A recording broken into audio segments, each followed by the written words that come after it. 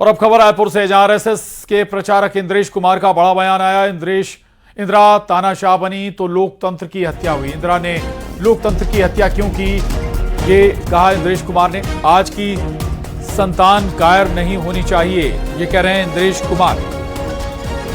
इंद्रेश कुमार रायपुर पहुंचे थे। आरएसएस के प्रचारक इंद्रेश कुमार का बयान आया है। वो कह रहे हैं इंदिरा तानाशाह बनी तो लोकतंत्र की हत्या हुई। इंदिरा ने लोकतंत्र की हत्या क्यों की, ये सवाल भी उन्होंने उठाया और ये भी कहा कि आज की संतान कायर नहीं होनी चाहिए।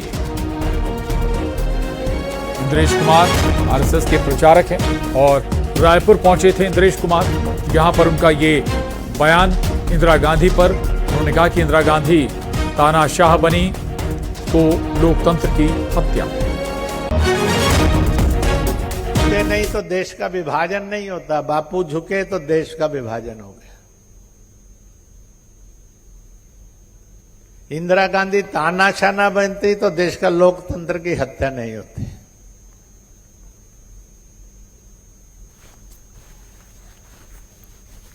बापू ने जान क्यों बचाई और इंदिरा गांधी ने लोकतंत्र की हत्या क्यों करने की कोशिश की। तो आने वाली संतान और आज की संतान ऐसी धर्म भीरू और कायर नहीं चाहिए। नहीं तो देश। उज्जवल दीपक बीजेपी प्रवक्ता हमारे साथ जुड़ गए हैं। उज्जवल दीपक जी, इंद्रेश कुमार जी दोनों पर, इंदिरा गांधी पर भी ठीक है इमरजेंसी को लेकर सवाल उठाया, लेकिन कह रहे हैं बापू झुके तो देश बटा। महात्मा गांधी पर भी सवाल। जी देखिए, उस समय की जो परिस्थितियां थी उसमें बापू ने मौन रहना ज्यादा उचित समझा। उनकी क्या राजनीतिक मजबूरियां थी कि जब देश का विभाजन हो रहा था तो वो मौन व्रत पे बैठे हुए थे। ये जानना इस समाज को बहुत जरूरी है। और इंदिरा गांधी, देखिए, ये लड़ाई जो है कांग्रेस और भाजपा की कभी नहीं है। ये लड़ाई तानाशाही और लोकतंत्र की बहाली की लड़ाई लड़ी है ना। उस समय हमारे लोग कायर थे। हमारे लोकतंत्र सेनानियों ने 19 महीने जेल में बिताए, जिसमें मेरे पिताजी भी शामिल थे। बिना किसी लॉ के, बिना किसी एफआईआर के लोगों को जबरन बंद कर दिया गया था। 1 लाख से ज्यादा विपक्ष के नेताओं को बंद कर दिया गया था। संविधान की हत्या की 91वीं बरसी थी 25 जून को। मैं बरसी इसलिए बोल रहा हूँ क्योंकि वर्षगांठ नहीं हो सकती वो, क्योंकि हत्या की गई थी संविधान की। और वही कांग्रेस जब लोकतंत्र बचाने की बात करती है, जब उस संविधान की किताब को हाथ में लेके चलती है, तो उनको समझना चाहिए कि उसमें सिर्फ जो मुख्य पृष्ठ है उसमें सिर्फ कॉन्स्टिट्यूशन ऑफ इंडिया लिखा हो, बाकी के पन्ने उनके कोरे हैं। तो कांग्रेस पार्टी को समझना चाहिए कि उनकी नानी ने, उनकी दादी ने जो आपातकाल जो लगाया था वो संविधान की हत्या थी। उनको कोई हक नहीं है कि आज बात करें लोकतंत्र बचाने की और संविधान बचाने की। ठीक है, रहिएगा हमारे साथ, लौटूंगा आपके पास। धनंजय ठाकुर जी भी हमारे साथ जुड़ गए। धनंजय ठाकुर जी, इमरजेंसी की फिर याद की जा रही है और इंद्रेश कुमार जी आरएसएस प्रचारक हैं। वो कह रहे हैं कि जब इंदिरा ने तानाशाही की, जिक्र कर रहे हैं इंदिरा गांधी की तानाशाही का भी और बापू का भी। देखिए, अब आरएसएस तो देश के आजादी दिवस जब होता है 15 का, उस दिन भी देश के आजादी के खिलाफ काम करती है, काला दिवस मनाती है, उसके खिलाफ आंदोलन करती है।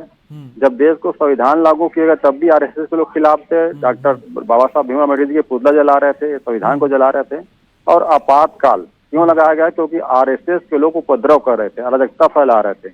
और उस दौरान भी आरएसएस और भाजपा जनसंघ के लोग ही इससे पीड़ित थे। बाकी जनता लगाना आप जस्टिफाई कर रहे हैं? बिल्कुल, अगर संविधान में व्यवस्था है, संविधान में व्यवस्था है ना, कोई इलेक्शन कानून नहीं, उसके लिए संविधान में व्यवस्था है। और राष्ट्रपति महोदय ने लगाया देश की स्थिति को देखते हुए। उस दौरान भी संघी राष्ट्र विरोधी कृत्य में थे, आज भी अगर कर रहे हैं तो इनको ही पीड़ा होती है। देश तो आज खुशहाल है ना। अगर गलत होता तो देश आज काला दिवस मनाता, सिर्फ संघी और भाजपा ही को मनाते। तो जो भारत के संविधान को जो आरएसएस के लोग नहीं मानते, जो अपना पंजीयन नहीं कराते हैं, जो आया हुआ के लेखा छिपाते हैं, वो क्या संविधान की बात करेंगे? ये तो देश के संविधान के खिलाफ शुरू से थे, आज भी है। उज्जवल दीपक जी, पूरी बात आपने सुनी। धनंजय ठाकुर साहब कह रहे हैं कि इमरजेंसी इंदिरा गांधी जी ने बिल्कुल ठीक लगाई थी।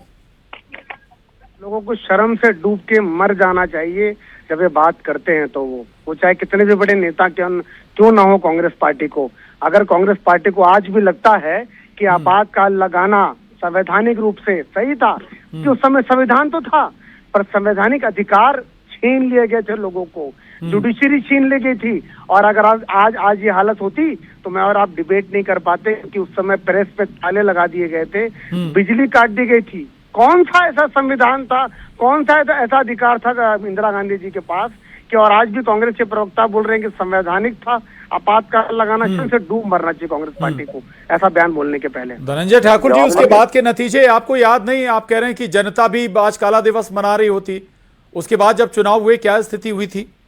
उसके बाद भी तो इंदिरा गांधी जी फुल मेजोरिटी में आई किया ना, और शर्म से डूब मरना चाहिए संघीय भाजपाइयों को जो भारत के संविधान जो बाबा डॉक्टर भीमराव अम्बेडकर जी लिखा उसको पुतला जलाते थे। डूब के मर जाना चाहिए संघीय भाजपाइयों को जो देश के आजादी के दिन काला दिवस मनाते हैं। डूब के मर जाना चाहिए संघीय और भाजपाइयों को जो आज भी राष्ट्र विरोधी कृत्यों में लगे हुए हैं, भारत के संविधान को बदलने की बात करते हैं और संविधान के खिलाफ काम करते हैं, लोकतंत्र की हत्या कर रहे हैं। इनको डूब के मर जाना चाहिए क्योंकि कभी संविधान के साथ नहीं थे ना देश के जनता के साथ थे। इनको शर्म नहीं आती?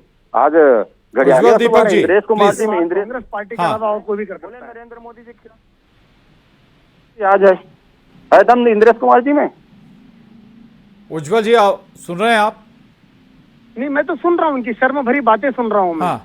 उनकी ग्लानि भरी बातें सुन रहा हूँ कि आपातकाल पे जिस पे देश को माफी मांगनी चाहिए, वो गौरव से ये कह रहे हैं कि आपातकाल लगाना सही था, अगर मीडिया को उस समय कैद करना सही था, विपक्षी 1 लाख नेताओं को कैद करना सही था, जुडिशरी के मुंह पे ताला लगाना सही था, प्रेस की बिजली काटना सही था, तो कांग्रेस की नजर में सही होगा। और यही तो चाहती है कांग्रेस पार्टी कि देश में आपातकाल लगा रहे, उनका राज चलता रहे, संजय गांधी नसबंदी कराते रहे।